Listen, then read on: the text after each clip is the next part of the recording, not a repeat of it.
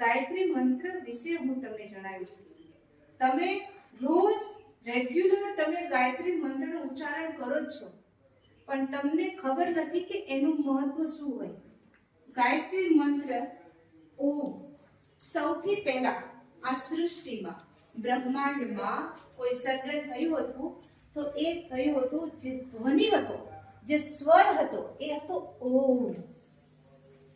ઓમ હતું. શું હતું? ઓમ.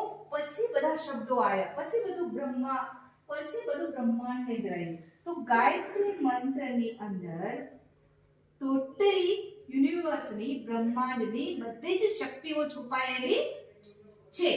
અને આ જે આખું બ્રહ્માંડ છે, તમે બ્રહ્માંડની અંદર છો. જે બ્રહ્માંડ છે એ કોના અંદર છે? આપણા અંદર બ્રહ્માંડ સમાયેલું છે. તો રોજ તમે અગર ગાયત્રી મંત્રનું ઉચ્ચારણ કરો તો જે એનર્જી છે, જે શક્તિ છે, જે યુનિવર્સની એ શક્તિ તમારી પાસે આવશે. અને તમે જે ધારેલા તમારા કાર્ય છે, તમારું સ્વાસ્થ્ય છે, તમારી પરેશાની છે, તમારું ટેન્શન છે, તમારા સપનાઓ છે, તમારો પરિવાર છે, હેપીનેસ છે, આ બધી જ વસ્તુઓ શું થશે? પૂરી થશે. ફક્ત ને ફક્ત ગાયત્રી મંત્રનું ઉચ્ચારણ કરવાથી ગમે એવી બીમારીઓ હશે એ ઠીક થવા માટે તૈયાર થઈ જશે. શરીર જે છે, પોતાનું આપણું શરીર એ પોતે હીલિંગ થશે. શું થશે? ઓટોમેટિકલી કામ કરશે. બચ્ચાઓ, સમજણ પડી છે? મારી વાત ઉપર ધ્યાન આપો. ગાયત્રી મંત્રમાં એટલી બધી શક્તિ છે કે આપણને નવું જીવન આપે છે, નવું જીવ આપે છે. તો તમારે શું કરવાનું છે? રોજ સવારે, સાંજે સૂતા પહેલા અને આખો દિવસ તમને જ્યારે પણ એમ મનમાં થાય તો તમને એમ થાય કે મને નથી સારું લાગતું અથવા હું બહુ ખુશ છું, તો ગાયત્રી મંત્રનું ઉચ્ચારણ તમારે કરતું રહેવાનું.